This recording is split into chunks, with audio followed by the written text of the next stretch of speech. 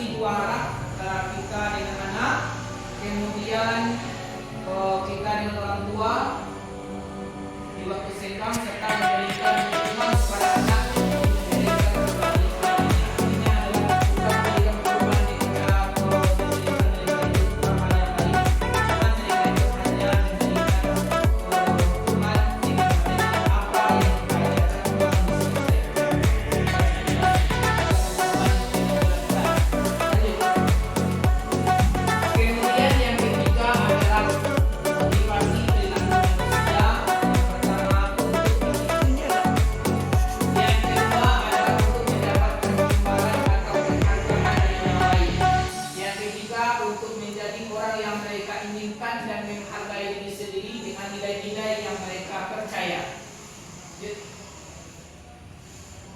Kemudian yang keempat, kebutuhan dasar pada manusia itu merupakan unsur yang dibutuhkan oleh manusia, baik fisiologisnya maupun psikologisnya. Itu papan, pangan, transportasi, sandang, air bersih, pendidikan, dan lain-lain sebagainya. Kemudian yang kelima, positif kontrol restitusi. Ini perlu kita perhatikan, restitusi adalah metode pendisiplinan yang paling baik. Restitusi berfokus pada pemulihan dan tanggung jawab siswa dalam memperbaiki situasi. Ada beberapa posisi kontrol restitusi: penghukum, pembuat merasa bersalah, teman sejawat, temantau, dan manajer. Kemudian yang keenam, pengalaman itu adalah suatu hal yang tidak bisa kita pisahkan, karena itu adalah sesuatu yang dijalani, dirasa, dan ditanggung selama ini yang kita lewati. Itu adalah suatu pengalaman. Yang ketujuh adalah pembelajaran. Pembelajaran adalah suatu usaha yang sengaja melibatkan dan menggunakan pengetahuan profesional yang dimiliki guru untuk mencapai tujuan guru. Di dalam pembelajaran terdapat komponen-komponen yang berkaitan dengan proses pembelajaran, yaitu siswa dibutuhkan metode, materi, alat pembelajaran, media, atau evaluasi. Oke, itulah budaya positif yang ingin kita terapkan di sekolah kita ini. Bapak Ibu ada yang ditanyakan? Silakan. Tentang yang nomor 2 ini, kan contoh dari disiplin itu menerapkan tata krama kepada anak, adanya komunikasi dua kepada anak dan orang tua. Jadi saya ingin bertanya, jika orang tuanya itu sibuk dari pagi sampai malam, kan terkadang ada orang tua yang kerjanya seperti di kantor atau apa sampai malam, itu gimana caranya, Pak? Ya, bagus. Pertanyaan yang bagus. Ini orang tuanya yang bekerja kantoran sampai malam. Bapak Ibu, di sekolah kita ini kan ada ruangan bimbingan konseling. Yang pertama, kita konsultasi dengan anak dulu. Yang sudah kita terapkan selama ini, kita konsultasi dengan anak. Kemudian apabila ada keluhan, kendala atau masalah dengan anak itu, kita libatkan orang tua, kita cari waktu yang tepat.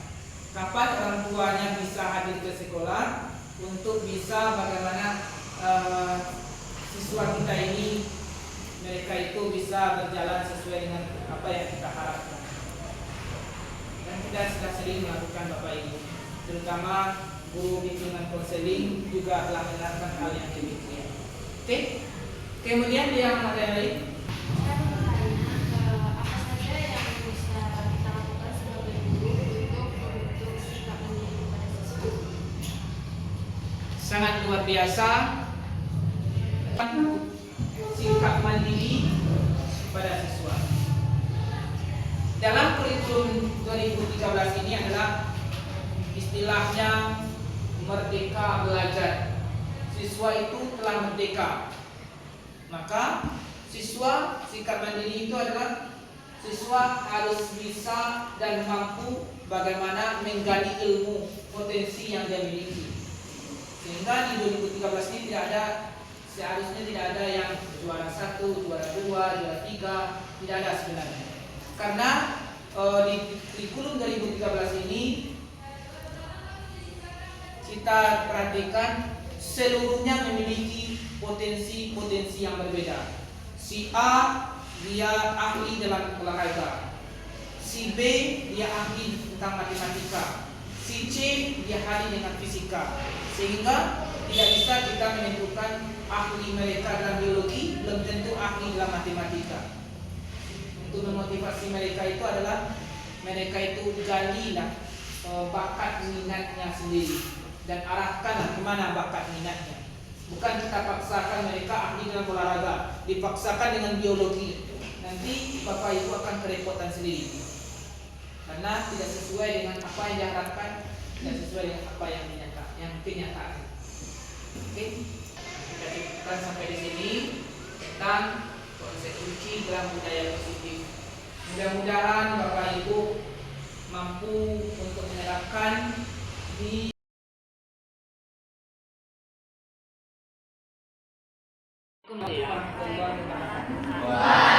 Waalaikumsalam warahmatullahi wabarakatuh. Hari ini kita akan melakukan di kesepakatan kelas yang akan kita buat untuk itu. Baiklah, kita buat kesepakatan kelas. Jam berapa aja tidur? Jam 2. Ya biasa itu teman-teman dia juga ada jam 2, jam 1 tidur malam. Silakan yang anak-anak Pak buat Itu hal yang untuk biasa. bisa ditempel. Kemudian Tidak. tahu nggak kesepakatan kelas kita? Kesepakatan kelas yang kita buat. Yang mengusulkan bahwa kita di dalam kelas tidak boleh tidak tidur. Maka masih ingat ya? Masih ingat kan? Supaya lebih fokus. Apa solusi dia supaya tidak ngantuk di sekolah? Rajin bagus. Ya bagus tidak tidur. Apakah dia bisa melaksanakan? Ya, terima kasih dia. Mudah-mudahan kedepannya dia lebih aktif dan tidak tidur dalam Assalamualaikum warahmatullahi wabarakatuh. Ya. Tahu nggak dia kenapa bagus? Jadi perhatikan dia itu dalam kelas tidur. Kenapa dia tidur? Ya, terima kasih. Inilah kesepakatan kelas yang ingin kita laksanakan pada tahun ini. Mudah-mudahan kesepakatan kelas ini bisa kita terapkan dalam pembelajaran ini. Terima kasih. Assalamualaikum warahmatullahi wabarakatuh. Waalaikumsalam warahmatullahi